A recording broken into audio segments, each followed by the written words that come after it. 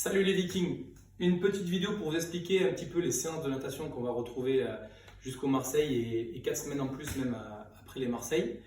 Les séances, dont vous allez voir sur Instagram, on va publier une petite vidéo, mais je vais vous représenter un petit peu la structure des séances et surtout ce que j'attends de vous au niveau des exercices parce que vous ne connaissez pas forcément comment il faut le réaliser. Donc structure des séances, c'est souvent en 4 parties, d'accord. La quatrième partie, on va la rajouter, on a discuté avec Joss, on va rajouter la quatrième et on va dire développer un peu la partie warm-up. Sur la partie warm-up, donc on va ajouter des mouvements articulaires spécifiques aux nageurs, d'accord. Le but c'est de réussir à mettre en place le corps le plus rapidement possible et l'exercice de respiration, parce que la respiration, ça va être un des premiers facteurs limitants, d'accord, dans vos entraînements. Vous allez peut-être avoir du cardio, mais là le problème c'est que quand je nage, je me retrouve à un moment à être imposé dans ma respiration. D'accord, quand j'ai la tête sous l'eau, je ne peux pas inspirer, je suis obligé d'expirer. Donc c'est pour ça que souvent certains se retrouvent rapidement, on va dire, en difficulté parce qu'ils ont du mal à respirer. C'est pour ça que on retrouve toujours un petit bloc. Vous avez eu soit le choix en fait sur un volume de nage. Ne cherchez pas à prendre le volume le plus haut. C'est comme en haltéro, ça ne sert à rien de vouloir faire beaucoup mais de le faire mal. Prenez un volume assez bas mais essayez de respecter correctement les consignes.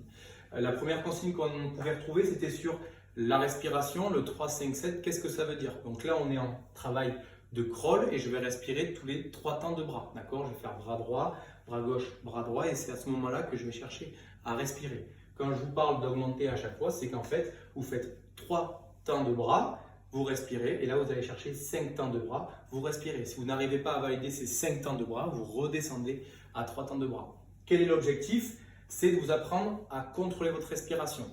Logiquement, je suis sur un travail de nage qui est sur du 3 temps, voire du 2 temps, en fonction de ma facilité à respirer d'un côté ou de l'autre. Lorsque je suis dans un travail de respiration, ce qu'il faut chercher à faire, quand je suis sur du 3 ou 2 temps, je vais quasiment souffler directement dans l'eau. D'accord? Ça, c'est une des premières choses. Quand je vais aller chercher sur du 7, 9, du temps un peu plus long, par contre, je vais garder un petit peu ma respiration et ne souffler que vers la fin.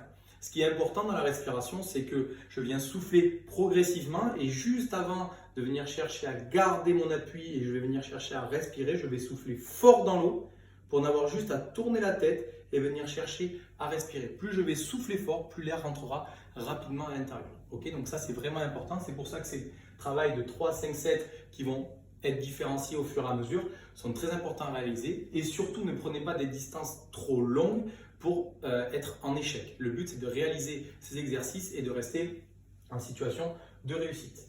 Ensuite on a retrouvé 2 exercices, le rattrapé et le touche-épaule. Donc ça c'est aussi en crawl. Le rattrapé, l'objectif, souvent ce qui va se passer c'est que quand vous allez nager, vous allez souvent vous retrouver en fait les 2 bras quasiment derrière. D'accord? C'est comme si vous couriez, vous aviez les pieds derrière. C'est très difficile. L'objectif du rattrapé, c'est de garder un appui devant. D'accord? Je garde un appui devant. Mon bras cherche à faire le travail de retour et au moment où ma main arrive, c'est là que mon autre bras peut partir. D'accord? Ne partez pas trop tôt, sinon vous vous retrouvez sans appui. C'est comme courir avec les pieds derrière, comme je viens de vous le dire. Sur le touche-épaule, c'est un exercice un petit peu plus compliqué parce qu'il faut mettre un peu plus de battement, d'accord? Parce que je vais me retrouver quand je vais faire mon mouvement à venir chercher à toucher mon épaule et à venir à chercher tendre le bras. Quel est l'objectif de cet exercice? C'est de vous apprendre à aller chercher loin devant. Vous allez être privé de temps du fait que vous allez toucher l'épaule, du coup vous allez devoir jeter le bras pour essayer d'aller chercher un appui assez loin. D'accord? L'objectif c'est de travailler sur de l'amplitude pour faciliter le travail. Ça, l'amplitude et la fréquence, je le mettrai aussi par la suite, mais je vous ferai un petit retour dessus. Pour l'instant, on va essayer de bien se concentrer, à savoir bien respirer et à maîtriser les bases sur du crawl. On retrouvera aussi de la brasse, on en retrouvera des exercices, des éducatifs comme on appelle sur de la brasse, mais ça sera dans un second temps. Ce qui est important à noter, c'est qu'on ne va pas être forcément pour l'instant sur un haut volume de natation, d'accord, à part pour ceux qui le peuvent et qui peuvent l'encaisser. Pour les autres, pour l'instant, c'est vraiment la technique, d'accord. C'est comme en haltéro. Je ne vais pas chercher à faire des barres lourdes directement, à mettre beaucoup de volume si je n'arrive pas à maîtriser correctement le mouvement. Donc ça, c'est très important. Ne cherchez pas du long volume, prenez du volume court et essayez de respecter au maximum les consignes. C'est pour ça qu'il y a différentes options qu'on peut retrouver. Ensuite, au niveau du Metcon, comme on vous l'a dit, ça sera spécifique, d'accord, à ce qu'on peut retrouver en compétition. Et puis l'objectif, ça sera les Marseille Throwdown. Ce qu'il faut penser, c'est qu'on vous mettra en amont, d'accord, si la séance peut se faire en extérieur, s'il y a besoin de matériel. Pour l'instant, c'était que du poids de corps qui peut déjà favoriser une fatigue musculaire. On va essayer de la faire un petit peu plus soft, car l'objectif c'est quand même un jour de repos entre guillemets, donc il faut éviter non plus de ne pas sursolliciter le corps. Par contre, pour ceux qui se sentent en forme, on mettra quand même un extra, un after party. Pour là, si vous avez envie d'aller chercher une pré-fatigue musculaire et un travail un petit peu plus dur, mais aussi du fun, il y aura la possibilité. Si vous avez des questions, n'hésitez pas à le mettre en commentaire et je viendrai vous répondre.